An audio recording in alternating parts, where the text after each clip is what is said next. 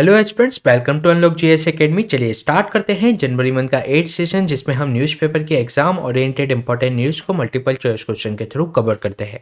तो चलिए देख लेते हैं आज हम कौन से टॉपिक डिस्कस करने वाले हैं। प्रीवियस 46 टॉपिक हम प्रीवियस 7 सेशन में कवर करा चुके हैं, जिसका लिंक आपको डिस्क्रिप्शन में मिल जाएगा। आज हम चर्चा करेंगे प्रवासी भारतीय दिवस के बारे में। देन हम एक report scientific assessment of ozone depletion 2022 के बारे में जानेंगे। एक डिसीज डकिन मस्कुलर डिस्ट्रॉफी क्या होती है, चर्चा करेंगे इसके बारे में। प्राइमरी एग्रीकल्चर क्रेडिट सोसाइटी के बारे में जानेंगे। साथ ही साथ देखेंगे dam rehabilitation and improvement project, जिसको हम ड्रिप के नाम से जानते हैं, चर्चा करेंगे इसके बारे में। एक मिसाइल सिस्टम जिसका नाम है very short range air defence missile system, जिसको अभी डिफेंस एक्विजिशन काउंसिल के द्वारा अप्रूवल दे दिया गया है, तो जानेंगे इसके बारे में। एक कॉन्सेप्ट कोल्ड वेव के बारे में चर्चा करेंगे। साथ ही साथ गवर्नर के द्वारा जो स्पेशल एड्रेस दिया जाता है विधानमंडल के अंतर्गत, जो कि संविधान के आर्टिकल 176 के अंतर्गत दिया जाता है, तो चर्चा करेंगे इसके बारे में। तो चलिए स्टार्ट करते हैं आज का इंपॉर्टेंट सेशन। ये क्वेश्चन आपका प्रवासी भारतीय दिवस से संबंधित है, जिसके रिगार्डिंग आपको 3 स्टेटमेंट दिए गए हैं। फर्स्ट स्टेटमेंट में आपसे कहा गया है कि 9 जनवरी 1915 को जब महात्मा गांधी साउथ अफ्रीका से भारत लौटे, तो उसके उपलक्ष्य में ये दिवस मनाया जाता है। सेकेंड स्टेटमेंट में आपसे कहा गया है कि इसकी जो थीम रखी गई है प्रवासी भारतीय दिवस कन्वेंशन की, वह ये रखी गई है कि जो डायस्पोरा है अमृतकाल के अंतर्गत रिलायबल पार्टनर है इंडिया की प्रोग्रेस में। थर्ड स्टेटमेंट में आपसे कहा गया है कि जो प्रवासी भारतीय दिवस जो कन्वेंशन है एक फ्लैगशिप इवेंट है गवर्नमेंट ऑफ इंडिया का, जो कि हर साल आयोजित किया जाता है। तो इसके रिगार्डिंग आपको करेक्ट आंसर फाइंड आउट करना है। तो चलिए देख लेते हैं इसका आंसर। इसमें जो फर्स्ट स्टेटमेंट में बात की गई है कि 9 जनवरी 1915 को जब महात्मा गांधी दक्षिण अफ्रीका से भारत लौटे थे, तो उसके उपलक्ष्य में ही ये दिवस मनाया जाता है, तो ये इसके अंतर्गत करेक्ट स्टेटमेंट है। सेकेंड स्टेटमेंट में जो बात की गई है कि इसकी जो थीम है प्रवासी भारतीय दिवस कन्वेंशन की, कि डायस्पोरा अमृतकाल के अंतर्गत एक रिलायबल पार्टनर है इंडिया की प्रोग्रेस में, तो ये इसके अंतर्गत करेक्ट स्टेटमेंट है। इसके अलावा थर्ड स्टेटमेंट में जो बात की गई है कि जो प्रवासी भारतीय दिवस जो कन्वेंशन है एक फ्लैगशिप इवेंट है गवर्नमेंट ऑफ इंडिया का, जो कि हर साल आयोजित किया जाता है, तो ये इसके अंतर्गत रॉन्ग स्टेटमेंट है, क्योंकि ये हर 2 वर्ष में इसको आयोजित किया जाता है। तो इसलिए ये रॉन्ग स्टेटमेंट हो जाएगा। इसका जो आंसर हो जाएगा 1 और 2 ओनली। चलिए जान लेते हैं इसके बारे में। प्राइम मिनिस्टर के द्वारा इसको इनॉग्रेट किया गया है 70 प्रवासी भारतीय दिवस कन्वेंशन को इंदौर में। जो प्रवासी भारतीय दिवस जो कन्वेंशन है ये सेलिब्रेट किया जाता है 2 ईयर्स में एक बार, और ये 2015 से इसको आयोजित किया जा रहा है। ये एक तरीके से स्ट्रेंथन करता है एंगेजमेंट ऑफ जो ओवरसीज इंडियन है वह गवर्नमेंट ऑफ इंडिया के साथ, साथ ही साथ उनको रिकनेक्ट करने का प्रयास करता है कि वे अपनी जो जड़ें हैं इंडिया के अंतर्गत, तो उनसे वे जुड़ सकें। इसके अलावा 9 जनवरी 1915 को जब महात्मा गांधी दक्षिण अफ्रीका से भारत लौटे, तो उसके उपलक्ष्य में ये दिवस मनाया जाता है। इस वर्ष की जो थीम थी वह ये थी कि जो डायस्पोरा है ये अमृतकाल के अंतर्गत रिलायबल पार्टनर है इंडिया की प्रोग्रेस में। इसके अलावा जो प्रवासी भारतीय सम्मान अवार्ड भी इसके अंतर्गत दिए गए। इसके अंतर्गत ये जो इंडियन डायस्पोरा है उसको एक तरीके से बेटर अंडरस्टैंडिंग पहुंचाने का उसको प्रयास किया जाता है कि भारत के क्या क्या यहाँ पर इश्यूज हैं या क्या उसके डेवलपमेंट प्रोजेक्ट्स हैं उसके बारे में, जिससे कि वे जो लोकल कम्युनिटी है भारत की उसके साथ कनेक्ट हो सकें। साथ ही साथ एक डायस्पोरा का मतलब ये होता है कि जो कम्युनिटी ऑफ पीपल है उनका एक सेम होमलैंड है, और ये एक तरीके से माइग्रेट कर गए हैं इस लैंड से, अभी कर गए हैं या उनकी जो पिछली पीढ़ियाँ इसके अंतर्गत माइग्रेट की गई थी, तो इसको उनको भारत का डायस्पोरा कहा जाता है। अगर हम बात करें डायस्पोरा के सिग्निफिकेंस की, तो ये एक तरीके से जो ब्रांड इंडिया है उसको एक स्ट्रेंथन करने का प्रयास करता है। साथ ही साथ डायस्पोरा के माध्यम से जो हमें रेमिटेंस मिलता है वो हमारे सोशियो इकोनॉमिक डेवलपमेंट में यूज किया जा सकता है, और ये एक ब्रिज क्रिएट करते हैं। जो हमारा डायस्पोरा दूसरे देशों में रहता है वहाँ पर एक लॉबी का काम करता है, वहाँ एक ब्रिज का काम करता है, जिससे कि वहाँ की जो इंटरनेशनल प्लेटफॉर्म पर भी ये हमारे देश की महत्व बढ़ाने का प्रयास करता है। साथ ही साथ जो एंटरप्रेन्योरशिप को ये फैसिलिटेट करता है, जिससे कि जो टेक्निकल नॉलेज है जो कि विदेशों में जो डायस्पोरा रहता है उससे संबंधित जो फाइनेंस है वह एक तरीके से उन टेक्निकल नॉलेज को हम यूज कर सकते हैं। इसके अलावा ये जो प्रवासी भारतीय दिवस के अंतर्गत इंडिया ने जो यूके के साथ जो लॉन्च किया था यंग प्रोफेशनल स्कीम, जिस पर बेस्ड हमने कल एक क्वेश्चन डिस्कस किया था, ये एक तरीके से 3000 जो डिग्री होल्डिंग जो सिटीजन्स हैं दोनों कंट्रीज़ के, जिनकी एज 18 से 30 साल के बीच में है, वह एक दूसरे की कंट्री में जाकर वहाँ पर वर्क कर सकते हैं for the period of 2 years. तो ये स्कीम का नाम क्या है? Young professional scheme. तो ये क्वेश्चन हमने डिस्कस किया प्रवासी भारतीय दिवस से संबंधित। चलिए चलते हैं नेक्स्ट क्वेश्चन पे।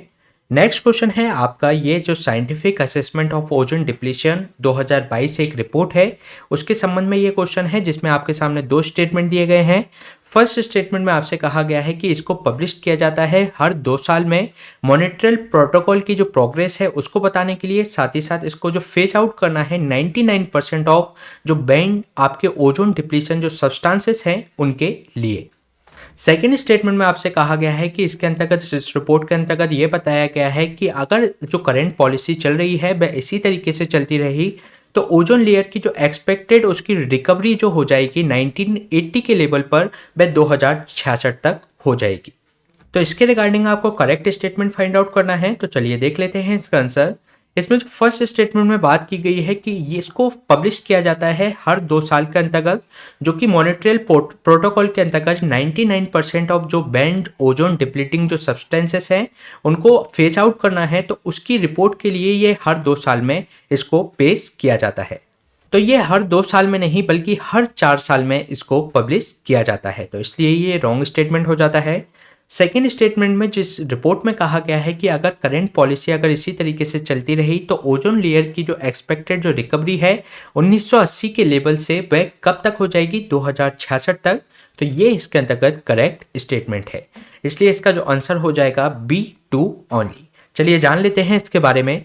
जो scientific assessment of ozone depletion 2022 जो रिपोर्ट ये प्रिपेयर की गई है, कोऑर्डिनेशन ऑफ WMO है जो वर्ल्ड मेट्रोलॉजिकल ऑर्गेनाइजेशन है, यूनाइटेड नेशन एनवायरनमेंट प्रोग्राम है, साथ ही साथ ये आपका national oceanic and atmospheric administration NOAA, साथ ही साथ नासा और यूरोपियन कमीशन ने मिलकर इस रिपोर्ट को पब्लिश किया है। और ये पब्लिश की जाती है हर 4 साल में, जो कि बताती है कि जो मॉनिटरल प्रोटोकॉल है उसके अंतर्गत जो ओजोन डिप्लीटिंग जो सब्सटेंसेस हैं जिनको फेज आउट करना है तो उसके अंतर्गत उसकी प्रोग्रेस को ये बताने का प्रयास करती है। और अगर हम बात करें ओजोन डिप्लीटिंग जो सब्सटेंसेस हैं उनके बारे में तो ये है क्लोरीन, ब्रोमीन और मिथाइल क्लोरोफॉर्म। और जो ओजोन डिप्लीटिंग जो सब्सटेंसेस होते हैं वे एक long lived man made chemicals होते हैं जो कि डिस्ट्रॉय कर देते हैं जो हमारी ओजोन लेयर है उसको। इसके अलावा अगर हम बात करें मॉनिटरल प्रोटोकॉल के बारे में तो जो मॉनिटरल प्रोटोकॉल है जो सब्सटेंसेस जो कि डिप्लीट करते हैं ओजोन लेयर को, उसका एक तरीके से ग्लोबल एग्रीमेंट है कि इसको फेज आउट किया जाए। और ये जो फेज आउट जो प्लान है इसमें आपका प्रोडक्शन से साथ साथ इसका जो कंजप्शन है ओजोन डिप्लीटिंग सब्सटेंसेस का तो उसको फेज आउट करने के लिए इसमें कहा गया है। साथ ही साथ ये जो लैंडमार्क जो एग्रीमेंट है ये साइन हुआ था 1987 में और ये फोर्स में आया 1989 में।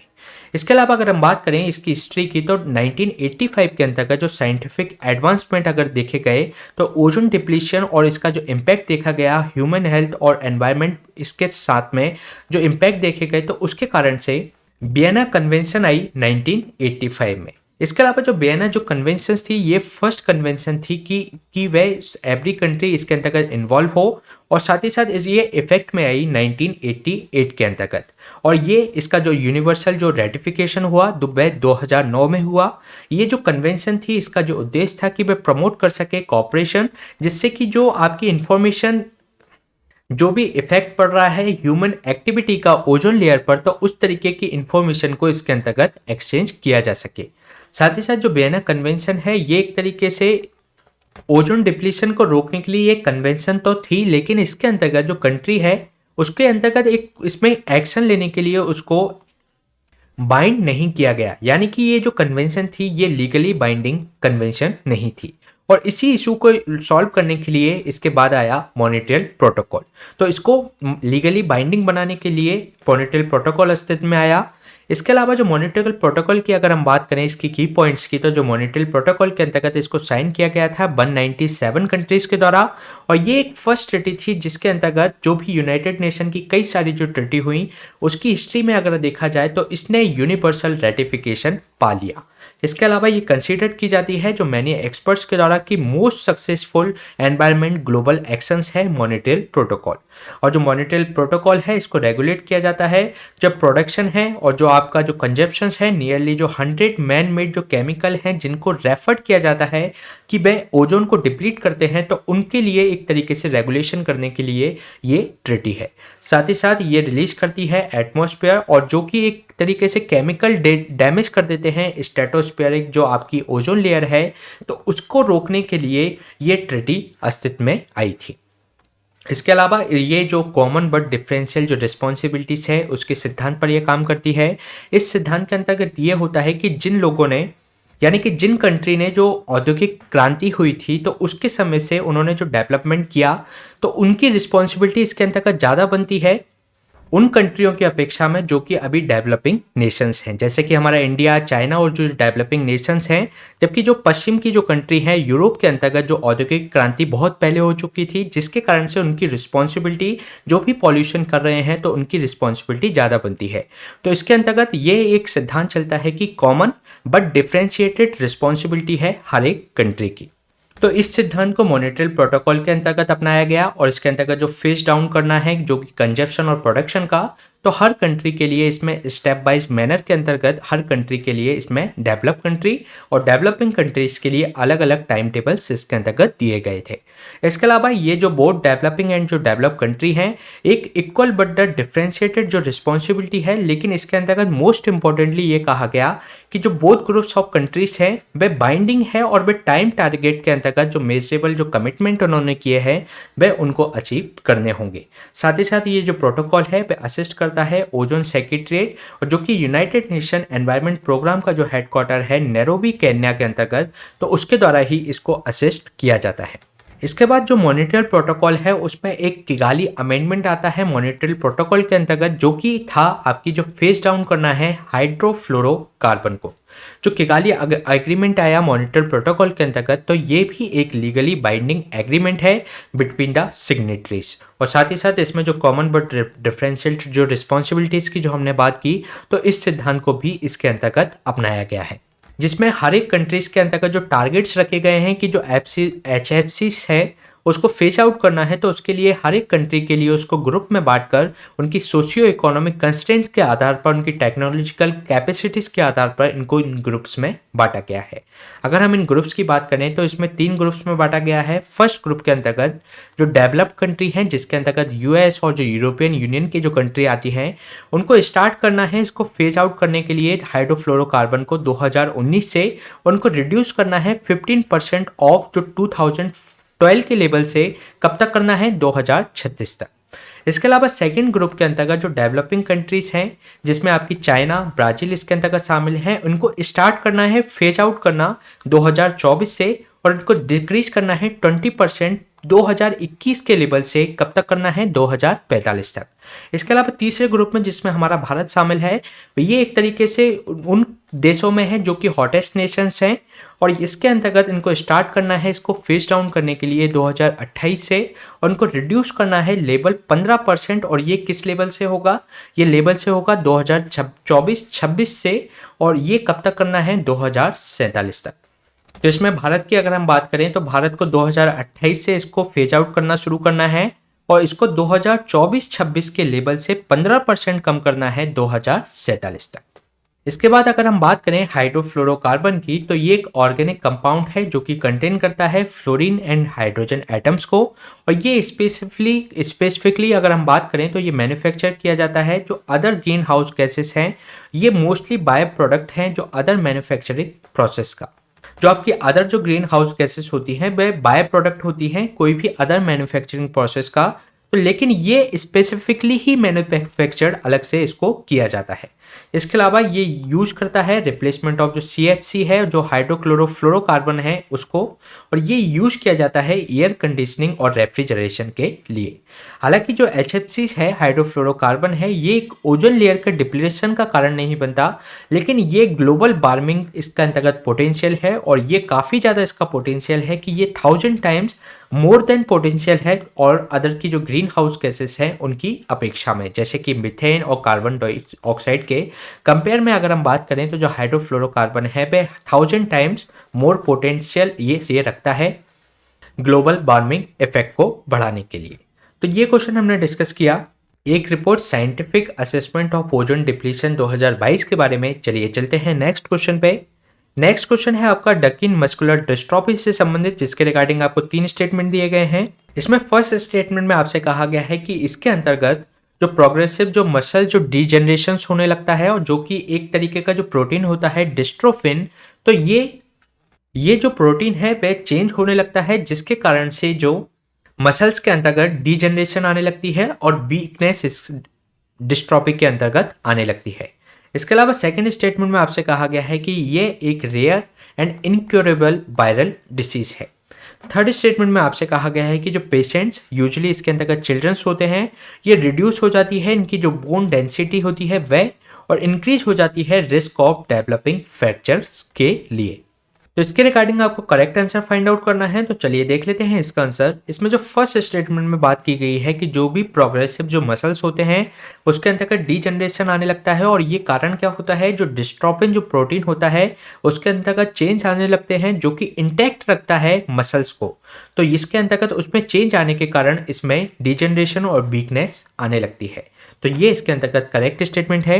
सेकेंड स्टेटमेंट में जो बात की गई है कि ये एक rare and incurable viral disease है, तो ये एक वायरल डिसीज नहीं बल्कि जेनेटिक डिसीज है। तो ये इसके अंतर्गत रॉन्ग स्टेटमेंट हो जाएगा। थर्ड स्टेटमेंट में जो बात की गई है कि इसके अंतर्गत जो पेशेंट्स होते हैं और अधिकांश इसके अंतर्गत चिल्ड्रन शामिल होते हैं, इनकी जो बोन डेंसिटी होती है वह कम हो जाती है, साथ ही साथ उनको जो डेवलपिंग जो फ्रैक्चर्स की जो विकास है वह इसके अंतर्गत इंक्रीज हो जाता है। तो ये इसके अंतर्गत करेक्ट स्टेटमेंट है, इसलिए इसका जो आंसर हो जाएगा डी 1 एंड 3 ओनली। चलिए जान लेते हैं इसके बारे में। ये डकिन मस्कुलर जो डिस्ट्रॉफी है, इसके अगर हम कॉन्टेक्स्ट की बात करें तो आईआईटी जोधपुर डिस्ट्रॉफी एनिलेशन जो रिसर्च ट्रस्ट है यानी कि डार्ट, और साथ ही साथ जो एम्स जोधपुर है, ये एक तरीके से वर्क कर रहे हैं कि वे डेवलप कर सके affordable treatment for rare and incurable जो अभी जेनेटिक डिसऑर्डर है जिसको डकिन मस्कुलर डिस्ट्रॉफी कहा जाता है। अगर हम बात करें इस डकिन मस्कुलर डिस्ट्रॉफी की, तो ये मोस्ट कॉमन फैटल टाइप है जो कि मस्कुलर डिस्ट्रॉफीज के अंतर्गत होती है, और ये एक तरीके से जो प्रोग्रेसिव जो मसल्स हैं उसमें डीजनरेशन ले आता है, उसमें वीकनेस लाता है। और ये किसके कारण होता है कि इसमें जो डिस्ट्रॉफिन जो प्रोटीन होता है उसके अंतर्गत चेंज आने लगते हैं जो कि इंटैक्ट रखता है मसल्स को।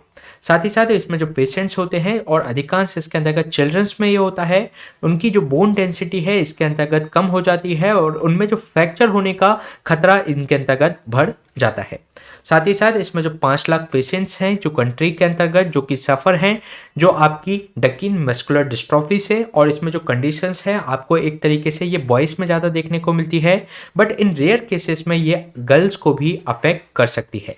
साथ ही साथ जो करंट थेरेप्टिक जो ऑप्शंस हैं इसके लिए वह ट्रीट करते हैं डकिन मस्कुलर डिस्ट्रॉफी को, तो वह काफ़ी कम है, साथ ही साथ हैं भी तो वह काफ़ी ज़्यादा महंगे हैं, जो कि मोस्टली आपको जो इंपोर्ट करने पड़ते हैं एब्रोड से, तो इस कारण से वे काफ़ी महंगे पड़ते हैं। तो इसलिए ये प्रयास कर रहा है आईआईटी जोधपुर और एम्स जोधपुर मिलकर कि वे इसके लिए एक अफोर्डेबल ट्रीटमेंट ढूंढ सके। इसके अलावा अगर हम बात करें इसमें अगर हम बात करें डकिन मस्कुलर डिस्ट्रॉफी की, तो ये एक तरीके से आपके जो एज होती है जो 6 साल से कम के जो बच्चे होते हैं उनमें ये अधिकांश देखा जाता है। इनमें जो प्रोग्रेसिव जो मसल्स होते हैं उसमें वीकनेस आना शुरू हो जाती है। इनका जो काफ का जो मसल्स होता है वह एक तरीके से वीक हो जाता है, उनको थकावट होने लगती है, फटिग में आ जाते हैं। जो टो की वॉकिंग मतलब वे अपने टो पर चलने लगते हैं, साथ ही साथ जो डिफ़िकल्टी आती है कि वे एक तरीके से सीढ़ियाँ चढ़ सकें, फ्रिक्वेंट्स पे उनको फेल्ट होने लगते हैं, यानी कि वे कभी भी गिर जाते हैं, इस तरीके की उनमें प्रॉब्लम आने लगती है। साथ ही साथ इनमें जो डेवलपमेंट होता है वह काफ़ी रुका हुआ होता है, ब्रीथिंग प्रॉब्लम्स भी इनको हो सकती है। साथ ही साथ उनकी जो लर्निंग है वो सीखने की जो क्षमता है वह भी उनकी कम हो सकती है। साथ ही साथ वो बोलने की क्षमता भी उनकी कम हो सकती है, जो लैंग्वेजेस को सीखने की जो क्षमता है उनकी कम हो सकती है।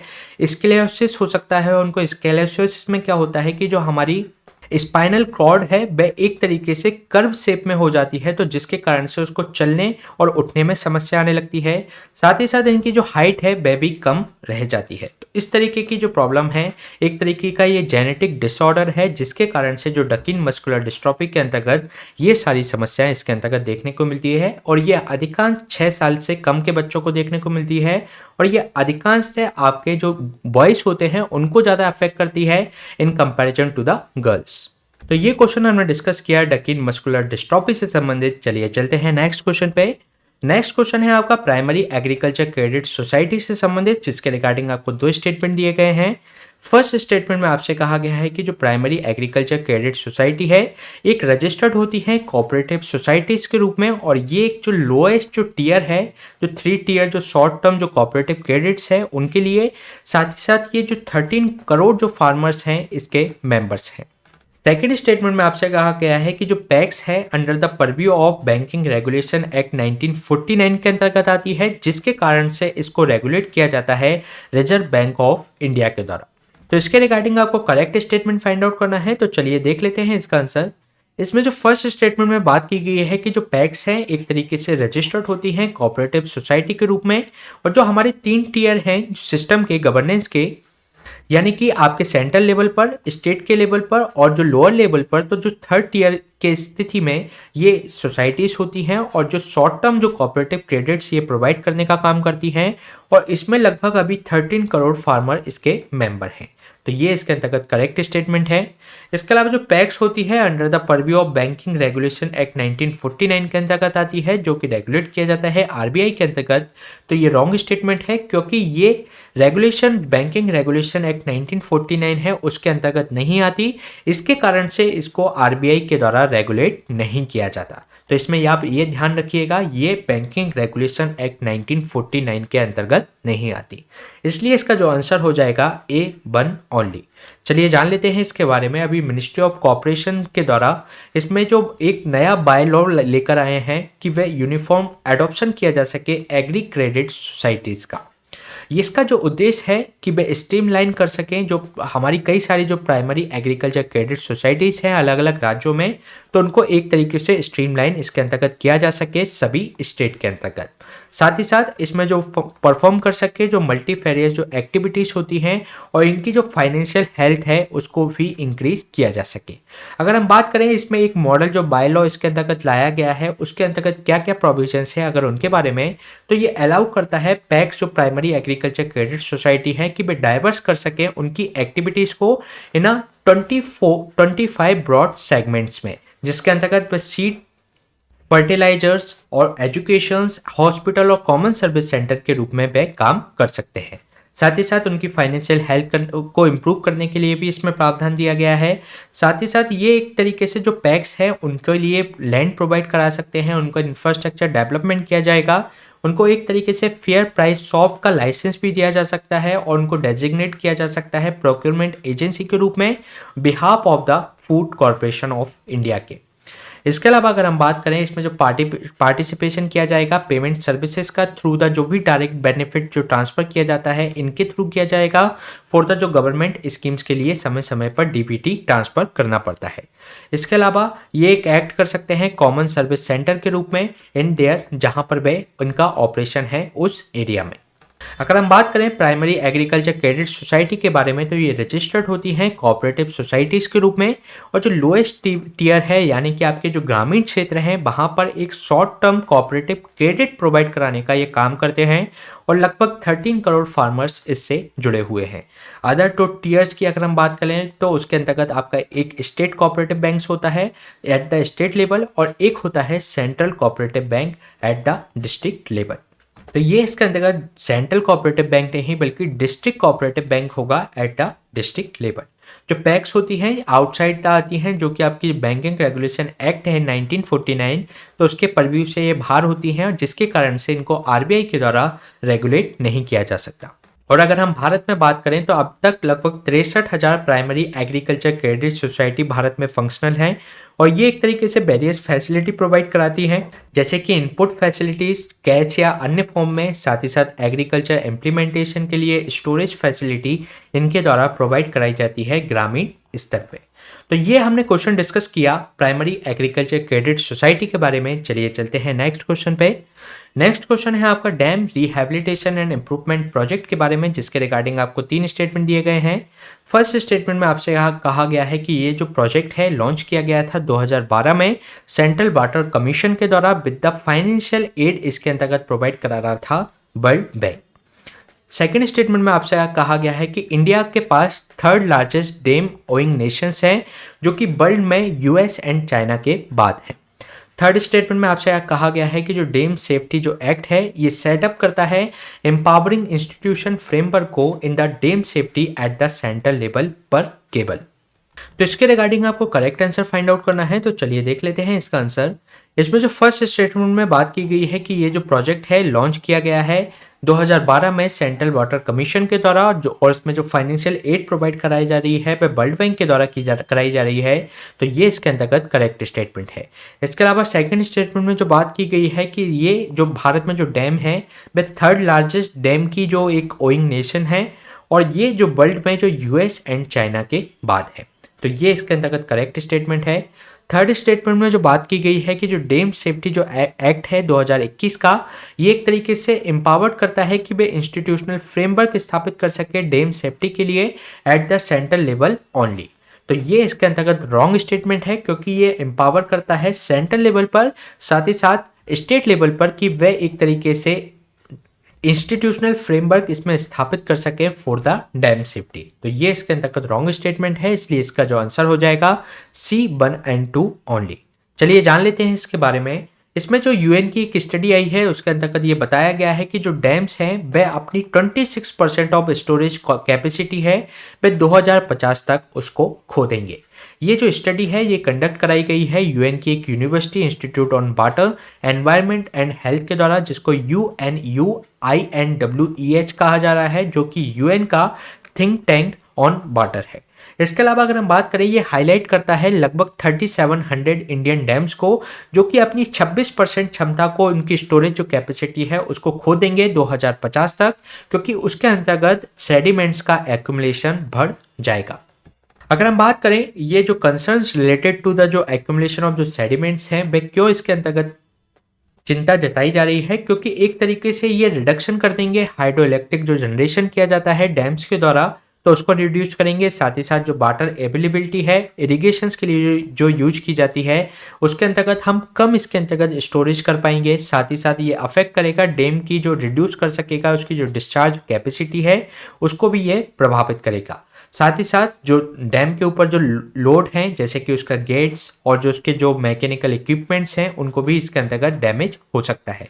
साथ ही साथ अगर हम बात करें भारत की, तो भारत में जो डैम की संख्या के आधार पर देखा जाए तो थर्ड लार्जेस्ट है, और फर्स्ट नंबर पे यूएस आता है और सेकंड नंबर पर चाइना।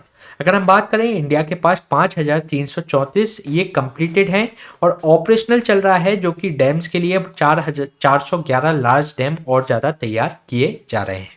अगर हम बात करें इनके इम्पोर्टेंस की, तो वाटर ऑफ ड्रिंकिंग के लिए इसको यूज किया जा सकता है, साथ ही साथ इसको इंडस्ट्रियल यूज किया जा सकता है, इरिगेशन पर्पस के लिए, सिंचाई के लिए, फ्लड कंट्रोल करने के लिए, या कोई आपको हाइड्रो पावर जनरेशन करना है उसके लिए, साथ ही साथ इनलैंड नेविगेशंस और रिक्रिएशन के लिए इस इम्पोर्टेंस है इन डैम्स की। इसके अलावा इससे संबंधित कुछ इश्यूज भी हैं, जैसे कि कई बड़े और जो डैम हैं वह एक तरीके से हाफ सेंचुरी पुराने हैं, और इसके कारण से ये वल्नरेबल हैं कि इनमें बियर एंड टीयर लगातार होता रहता है, जिसके कारण से इनमें किसी आपदा का खतरा हमेशा बना रहता है, क्योंकि इनकी जो एज है, इनकी जो लैक ऑफ इंफॉर्मेशन है इनकी एज के बारे में, वह भी हमारे पास बेहतर तरीके से मौजूद नहीं है। इसके अलावा अगर हम बात करें dam rehabilitation and improvement project के बारे में, तो इस प्रोजेक्ट को लॉन्च किया गया था 2012 में सेंट्रल वाटर कमीशन के द्वारा, और इसमें जो फाइनेंशियल एड प्रोवाइड कराई जा रही थी वर्ल्ड बैंक के द्वारा। 2021 में जो 4 स्टेट्स इसमें पार्ट बने थे, इसमें जो मध्य प्रदेश, उड़ीसा, केरला एंड तमिलनाडु इसके अंतर्गत पार्ट थे, और इसके अंतर्गत 3 मोर स्टेट्स भी इसके अंतर्गत जुड़ गए थे। ये जो प्रोजेक्ट था इनिशियली लॉन्च किया गया था 6 साल के लिए, लेकिन फिर इसको 2 साल और बढ़ा दिया गया, यानी कि इसने 2020 तक इसमें काम किया। इसके अलावा इसमें जो टोटल कॉस्ट थी 2100 करोड़ की 2012 में, और जो अमाउंट जो एलोकेट कर दिए गए फेज 2 एंड फेज 3 की अगर हम बात करें, तो उसमें खूब ज़्यादा इसके अंतर्गत फाइनेंस प्रोवाइड कराया गया है, वह है आपका 10,211 करोड़ का। तो ये जो फेज था ये फर्स्ट फेज था, फिर इसके बाद फेज 2 एंड फेज 3 2020 से आगे भी शुरू किए गए हैं। इसके अलावा जो फर्स्ट फेज था जो आपका 2012 में शुरू हुआ था, तो उसके अंतर्गत 225 डैम शामिल थे। इसके अलावा अगर हम बात करें सेकंड और थर्ड फेज की, तो अक्टूबर 2020 के अंतर्गत cabinet committee of economic affairs के द्वारा इसको अप्रूव किया गया dam rehabilitation and improvement project को under the guidance of prime minister Narendra Modi. इसके अलावा इसमें जो कैरेक्टरिस्टिक्स की अगर हम बात करें फेज 2 एंड फेज 3 की, तो इसमें जो प्रोजेक्ट है इसको फंड किया जा रहा है, वर्ल्ड बैंक तो पहले से ही था, साथ ही साथ इसके अंतर्गत Asian infrastructure and investment bank भी इसके अंतर्गत फंडिंग कर रहा है। इसके अलावा ये जो प्रोग्राम है सेकंड और थर्ड फेज का, ये इंप्लीमेंट किया जाएगा for the period of 10 years और इसको डिवाइड किया जा रहा है इन द 2 फेजेस 2021 टू मार्च 2031 तक। इसके अलावा इसमें जो इन्वॉल्वमेंट जो इनकी एजेंसीज रहेंगी, जो स्टेट्स भी इसमें और ज़्यादा ऐड किए गए हैं और इसमें गवर्नमेंट का इंटेंट है कि मोर जो वाटर रिसोर्सेस हैं कंट्री के वह इनको इम्प्रूव किया जा सके। साथ ही साथ इसमें जो 2 फेजेस हैं इसके अंतर्गत जो प्रोजेक्ट का प्लान है कि 736 डैम्स को इसके अंतर्गत इम्प्रूव किया जाएगा। तो ये क्वेश्चन हमने डिस्कस किया ड्रिप प्रोजेक्ट के बारे में। चलिए चलते हैं नेक्स्ट क्वेश्चन पे। नेक्स्ट क्वेश्चन है आपका एक मिसाइल सिस्टम से संबंधित जिसका नाम है very short range air defence missile system, जिसके रिगार्डिंग आपको 2 स्टेटमेंट दिए गए हैं। फर्स्ट स्टेटमेंट में आपसे कहा गया है कि ये एक शॉर्ट रेंज पोर्टेबल यानी कि उसको कहीं भी ले जाया जा सकता है, ये surface to air missile system है और ये फायर किया जा सकता है किसी भी एक इंडिविजुअल के द्वारा या स्मॉल ग्रुप्स के द्वारा। सेकेंड स्टेटमेंट में कहा गया है कि ये डिज़ाइन किया गया है, मैन्युफैक्चर किया गया है भारत डायनेमिक्स लिमिटेड के द्वारा और ये इंगेज है, टारगेट कर सकता है एल्टीट्यूड 4.5 किलोमीटर तक। तो ये इसके अंतर्गत आपको करेक्ट आंसर फाइंड आउट करना है। तो चलिए देख लेते हैं इसका आंसर। इसमें जो फर्स्ट स्टेटमेंट में बात की गई है कि ये एक short range portable surface to air missile है जो कि फायर किया जा सकता है किसी एक इंडिविजुअल के द्वारा या स्मॉल ग्रुप्स के द्वारा। तो ये इसके अंतर्गत करेक्ट स्टेटमेंट है। इसके अलावा सेकेंड स्टेटमेंट में जो बात की गई है कि इसको डिजाइन और मैन्युफैक्चर किया गया है भारत डायनेमिक्स लिमिटेड के द्वारा, तो ये रॉन्ग स्टेटमेंट है क्योंकि इसको डिजाइन एंड मैन्युफैक्चर किया गया है DRDO के द्वारा। तो ये इसके अंतर्गत रॉन्ग स्टेटमेंट है, इसलिए इसका जो आंसर हो जाएगा A1 ओनली। चलिए जान लेते हैं इसके बारे में। इसका जो डिफेंस एक्विजिशन काउंसिल है उसके द्वारा एक्सेप्ट कर लिया गया है एक्सेप्टेंस ऑफ नेसेसिटीज को, जिसके अंतर्गत ये प्रोक्योर कर सकेगा जो आपके very short range air defence system है जिसको 20 शॉरेट के रूप में जाना जा रहा है, जो कि एक इंफ्रारेड होमिंग मिसाइल सिस्टम होगा। वह इसको डेवलप किया जा रहा है DRDO के द्वारा। अगर हम इसके बैकग्राउंड की बात करें तो ये जो डेवलपमेंट है ये आपका जो ऑनगोइंग अभी मिलिट्री स्टैंड ऑफ चल रहा है चाइना के साथ में, तो उसके समय पर ये एक तरीके से डेवलपमेंट देखा गया है। और प्रीवियसली अगर हम बात करें तो रसिया के द्वारा 2018 में प्रोक्योर करना था एक LGLA सिस्टम है, उनका एयर डिफेंस मिसाइल सिस्टम है जिसकी कॉस्ट थी लगभग $1.5 बिलियन। अंडर द अगर हम इसको लेकिन इसको जो एक्विजिशन डिफेंस एक्विजिशन काउंसिल के द्वारा जो इसको अप्रूव किया गया है, तो एक तरीके से उसकी ज़रूरत को ये जो सिस्टम है वह उसको कम कर देगा। साथ ही साथ ये एक तरीके से लिटिल प्रोग्रेस है जो हमारी जो गवर्नमेंट पिच कर रही है कि जो डिफेंस सेक्टर में हमें आत्मनिर्भर बनना है, तो उसके लिए एक महत्वपूर्ण ये कदम माना जा रहा है। इसके अलावा अगर हम बात करें जो मिसाइल सिस्टम की, तो ये एक लो एल्टीट्यूड पर एक तरीके से जो एरियल थ्रेट हैं और वो कम ऊंचाई पर हैं, तो उसको ये टारगेट कर कर उसको ये नष्ट कर सकता है। और सबसे महत्वपूर्ण बात है कि ये एक man portable air defence system है जो कि डिज़ाइन किया गया है, डेवलप किया गया है indigenously by the defence research development organisation यानी कि DRDO के द्वारा। साथ ही साथ ये इसकी जो इजी पोर्टेबिलिटी के कारण ये काफ़ी उपयोगी माना जा रहा है। इसके अलावा ये जो मैन पोर्टेबल है और लाइट वेट है और इसको डिप्लॉय किया जा सकता है माउंटेनियस रीजन पर, और जो कि आपकी LAC है उसके साथ में ही इसको वहाँ पर डिप्लॉय किया जा सकता है। साथ ही साथ ये जो आकाश शॉर्ट रेंज जो surface to air missile system है जो कि काफ़ी हैवियर्स हैं, तो इनको वहाँ पर यूज नहीं किया जा सकता। इसकी अपेक्षा में ये जो सिस्टम बनाया गया है मिसाइल डिफेंस सिस्टम, वह पोर्टेबल होने के कारण वहाँ पर यूज किया जा सकता है। इसको अगर हम देखने की कोशिश करें तो ये एक तरीके से इसमें आपकी man portable air defence system होता है जिसमें एक सिंगल पर्सन के द्वारा ही इसको ऑपरेट किया जा सकता है। तो इसका LAC पे काफ़ी ज़्यादा उपयोग माना जा रहा है। तो ये क्वेश्चन हमने डिस्कस किया इस मिसाइल सिस्टम के बारे में। चलिए चलते हैं नेक्स्ट क्वेश्चन पे। नेक्स्ट क्वेश्चन है आपका कोल्ड वेव से संबंधित, जिसके रिगार्डिंग आपको 3 स्टेटमेंट दिए गए हैं। फर्स्ट स्टेटमेंट में आपसे कहा गया है कि इसमें जो मिनिमम टेम्परेचर है वह 10 डिग्री से कम हो जाता है, या इसके अंतर्गत जो 4.5 से 6.4 डिग्री कम हो जाता है जो कि वहाँ का नॉर्मल टेम्परेचर है उससे। तो उस कंडीशंस को कोल्ड वेव कहा जाता है। सेकेंड स्टेटमेंट में आपसे कहा गया है कि इसका जो रीजन है कोल्ड वेव का, कि यहाँ पर एक एब्सेंस है, जो वेस्टर्न डिस्टरबेंस आता है ओवर दिस रीजन, तो ये इसकी एब्सेंस होने के कारण ये एक कोल्ड वेव का कारण बना है। थर्ड स्टेटमेंट में आपसे कहा गया है कि जो वेस्टर्ली और जो नॉर्थ वेस्टर्ली जो विंड्स होती हैं, जिनकी स्पीड लगभग 5 से 10 किलोमीटर तक रहती है आफ्टरनून में, ये एक तरीके से कंट्रीब्यूट करती हैं कि यहाँ का जो टेम्परेचर कम हो जाए। तो ये इसके अंतर्गत आपको करेक्ट आंसर फाइंड आउट करना है। तो चलिए देख लेते हैं इसका आंसर। इसमें जो फर्स्ट स्टेटमेंट में बात की गई है कि जो इसका जो मिनिमम टेम्परेचर है ये लेस देन हो जाए 10 डिग्री से, और इसके अंतर्गत जो 4.5 या 6.4 डिग्री टेम्परेचर कम हो जाए बिलो द नॉर्मल टेम्परेचर से, तो उस स्थिति को कोल्ड वेव कहा जाता है। तो ये इसके अंतर्गत करेक्ट स्टेटमेंट है।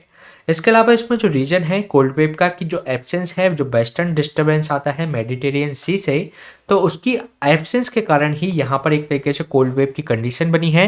तो ये इसके अंतर्गत करेक्ट स्टेटमेंट है। इसके अलावा थर्ड स्टेटमेंट में जो बात की गई है कि जो वेस्टर्ली एंड नॉर्थ वेस्टर्ली जो विंड्स आती हैं, जिनकी स्पीड 5 से 10 किलोमीटर तक रहती है आफ्टरनून में, तो एक तरीके से वे कॉन्ट्रीब्यूट करती हैं कि यहाँ का जो टेम्परेचर है वह कम हो जाए। तो ये इसके अंतर्गत, ये भी इसके अंतर्गत करेक्ट स्टेटमेंट है, इसलिए इसका जो आंसर हो जाएगा A 1, 2 एंड 3। चलिए जान लेते हैं इसके बारे में। जो कोल्ड वेव की कंडीशन की बात करें तो दिल्ली और अदर पार्ट ऑफ जो नॉर्थ वेस्ट इंडिया है वह एक तरीके से करेंटली ये कोल्ड वेव की कंडीशन से गुजर रहे हैं। अगर हम बात करें दिल्ली की, तो सफदरगंज जो वेदर स्टेशंस के द्वारा जो लोएस्ट मिनिमम टेम्परेचर देखा गया वह रिकॉर्ड किया गया दिस मंथ में कि 1.9 डिग्री सेल्सियस टेम्परेचर पहुंच गया था जनवरी 8 को। इसके अलावा कोल्ड वेव की कंडीशंस इसके अंतर्गत जो आईएमडी के द्वारा बताई गई है, इंडियन मेट्रोलॉजिकल डिपार्टमेंट के द्वारा बताई गई है, वह यह है कि जो मिनिमम टेम्परेचर है, जब मिनिमम टेम्परेचर 4 डिग्री या उससे कम हो जाए, या दूसरी स्थिति में अगर हम बात करें तो जो मिनिमम टेम्परेचर है वह 10 डिग्री सेल्सियस से कम हो, साथ ही साथ जो नॉर्मल टेम्परेचर इसका जो रहता है उससे वह 4.5 और 6.4 डिग्री सेल्सियस उसका टेम्परेचर कम हो जाए, तो उस स्थिति को कोल्ड वेव की कंडीशन कहा जाता है। इसके अलावा अगर हम बात करें इसके जो रीजन्स की कि लगातार जो टेम्परेचर ड्रॉप हो रहा है in the north and north west India में, तो इसके लिए कई रीजन माने जा रहे हैं। इसमें जो फर्स्ट रीजन है कि लार्ज स्केल जो फोक है एक कवर कर लेता है कि वह सनलाइट को इसके अंतर्गत नहीं पहुंचने देता, जिसके कारण से ये एक तरीके से रेडिएशन बैलेंस को प्रभावित करता है। इसके अलावा जो लाइट विंड है जिसके अंतर्गत हाई मॉइस्चर होता है नियर द लैंड सरफेस पे, जो कि कंट्रीब्यूट करते हैं फॉग के बनने का, और इस फॉग के बनने के कारण जो हमारी जो लाइट है, सनलाइट है, वह धरती पर नहीं पहुंच पाती। साथ ही साथ जो फोगी और जो क्लाउडी नाइट होती हैं ये यूजुअली एसोसिएटेड रहती हैं बार्मर नाइट से, लेकिन अगर जो फोग है इसमें 2 या 3 डेज तक लगातार रहता है तो वह एक तरीके से नाइट में भी कूलिंग को बढ़ा देता है। इसके अलावा जो वेस्टर्ली और जो नॉर्थ वेस्टर्ली जो विंड्स हैं जिनकी स्पीड लगभग 5 से 10 किलोमीटर पर आवर की रहती है, वह दिन के समय में यानी कि आफ्टरनून के समय में ये कंट्रीब्यूट करते हैं कि यहाँ का टेम्परेचर ये गिरा देते हैं। इसके अलावा जो वेस्टर्न डिस्टर्बेंस आता है, जो वेस्टर्न डिस्टर्बेंस की अगर हम बात करें तो जो मेडिटेरियन रीजन से भारत में एंटर करता है, तो वह एक तरीके से इसकी एब्सेंस होने के कारण भी ये यहाँ पर हमें टेम्परेचर काफ़ी कम देखने को मिल रहा है। इसके अलावा अगर हम बात करें तो ये एक तरीके से कोल्ड वेव की कंडीशन जो हमने डिस्कस की, साथ ही साथ एक सीवियर कोल्ड की भी कंडीशंस होती है। इसके अंतर्गत तो ये जो आपका मिनिमम जो टेम्परेचर होता है लेस देन हो जाता है 2 डिग्री सेल्सियस से, या इसके अंतर्गत जो 6.5 डिग्री सेल्सियस बिलो हो जाता है, जो भी यहाँ की जो नॉर्मल टेम्परेचर कंडीशन रहती है उससे भी 6.5 डिग्री सेल्सियस कम हो जाता है, तो उसको सीवियर कोल्ड वेव की कंडीशन कहा जाता है। तो नॉर्मल कोल्ड वेव की कंडीशन जो होती है 4 डिग्री सेल्सियस से अगर कम हो जाए, या दूसरी स्थिति में अगर वो 10 डिग्री सेल्सियस से टेम्परेचर कम हो और नॉर्मल से वह 4.5 और 6.5 डिग्री सेल्सियस उसका टेम्परेचर कम हो जाए, तो उस स्थिति को कोल्ड वेव की कंडीशन, और सीवियर कोल्ड वेव की कंडीशन ये 2 डिग्री सेल्सियस से टेम्परेचर कम हो जाए, या इसमें जो नॉर्मल टेम्परेचर रहता है उससे 6.5 डिग्री सेल्सियस टेम्परेचर कम हो जाए, तो उस स्थिति को सीवियर कोल्ड वेव की कंडीशन कहा जाता है। तो ये क्वेश्चन हमने डिस्कस किया कोल्ड वेव से संबंधित। चलिए चलते हैं नेक्स्ट क्वेश्चन पे। नेक्स्ट क्वेश्चन है आपका जो स्पेशल एड्रेस दिया जाता है गवर्नर के द्वारा इन द विधानमंडल, तो उसके रिगार्डिंग आपको 2 स्टेटमेंट दिए गए हैं। फर्स्ट स्टेटमेंट में आपसे कहा गया है कि जो गवर्नर है एड्रेस करता है लेजिस्लेटिव असेंबली की और बोथ द हाउसेस, अगर वहां पर 2 हाउसेस हैं यानी कि वहाँ पर लेजिस्लेटिव काउंसिल भी है, तो वह दोनों हाउसेस के कंबाइंडली उनको एड्रेस करता है। सेकेंड स्टेटमेंट में आपसे कहा गया है कि ये जो प्रोविजन है जिसके कॉन्स्टिट्यूशन के अंतर्गत दिए गए हैं कि इनको क्या टाइम दिया जाएगा डिस्कशंस का, जो कि गवर्नर के द्वारा एड्रेस दिया जाएगा उसके लिए। तो इसके अंतर्गत आपको करेक्ट स्टेटमेंट फाइंड आउट करना है। तो चलिए देख लेते हैं इसका आंसर। इसमें जो फर्स्ट स्टेटमेंट में जो बात की गई है कि जो गवर्नर इसके अंतर्गत एड्रेस करेगा लेजिस्लेटिव असेंबली या बोथ हाउसेस को इसके अंतर्गत, तो ये इसके अंतर्गत करेक्ट स्टेटमेंट है। इसके अलावा सेकंड स्टेटमेंट में जो बात की गई है कि इसमें जो कितना टाइम अलॉट किया जाएगा इसके लिए कि जो एड्रेस दिया गया है उस पर डिस्कशन किया जाए, तो इसके अंतर्गत जो कॉन्स्टिट्यूशन के अंतर्गत ये नहीं दिया गया है, बल्कि जो हाउसेस के जो रूल ऑफ प्रोसीजर्स रहते हैं उसके अंतर्गत इसको आइडेंटिफाई किया गया है। तो ये इसके अंतर्गत रॉन्ग स्टेटमेंट हो जाएगा, इसलिए इसका जो आंसर होगा A1 ओनली। चलिए जान लेते हैं अभी चर्चा में क्या रहा। जो गवर्नर हैं गवर्नमेंट के इनके बीच में टसल्स देखने को मिली है, जो तमिलनाडु के गवर्नर हैं RN रवि के बीच में और वहाँ के जो चीफ मिनिस्टर हैं उनके बीच में। जो चीफ मिनिस्टर हैं उनके द्वारा ऑब्जेक्ट किया गया जब गवर्नर के द्वारा स्पीच दी जा रही थी, वहाँ पर एड्रेस दिया जा रहा था कि गवर्नर ने कुछ उनके जो पोर्शन जो गवर्नमेंट लिख के देती है उस स्पेशल एड्रेस को, जो कि गवर्नमेंट के द्वारा ही तैयार किया जाता है, उसको केवल वे गवर्नमेंट के बिहाफ पर राज्यपाल के द्वारा पढ़ा जाता है। लेकिन सीएम के द्वारा इसमें ऑब्जेक्ट किया गया कि गवर्नर ने जो उसके कुछ पोर्शंस को, जो उनकी कस्टमरी जो स्पीच के कुछ पोर्शंस को उन्होंने स्किप कर दिया। इसके बाद जो तमिलनाडु के जो गवर्नर हैं RN रवि, तो वह सदन को छोड़कर चले गए। तो इसके लिए अगर हम बात करें तो इसके अंतर्गत हमारे लिए इंपॉर्टेंट ये है कि जो special address of by the जो गवर्नर दिया जाता है वह किस आर्टिकल के अंतर्गत आता है, वह आर्टिकल 176 के अंतर्गत आता है। और जो गवर्नर है एड्रेस करता है लेजिस्लेटिव असेंबली को, और अगर वहाँ पर लेजिस्लेटिव काउंसिल भी है तो वह दोनों हाउसेस को कंबाइंडली वहाँ पर एड्रेस करता है।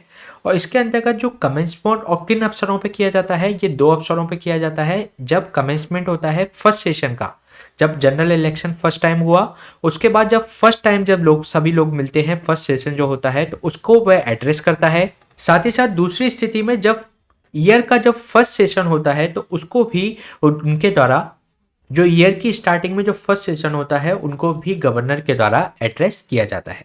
इसके अलावा इसमें जो प्रोविजंस हैं ये आपके रूल्स और जो इससे संबंधित जो रेगुलेशंस हैं प्रोसीजर के, जिसके अंतर्गत जो आपका एड्रेस दिया जा रहा है राज्यपाल के द्वारा, उसके लिए डिस्कशन के लिए सदन में कितना टाइम प्रोवाइड कराया जाएगा, तो ये सारे वहाँ के रूल ऑफ प्रोसीजर्स के अंतर्गत दिए होते हैं हाउसेस के।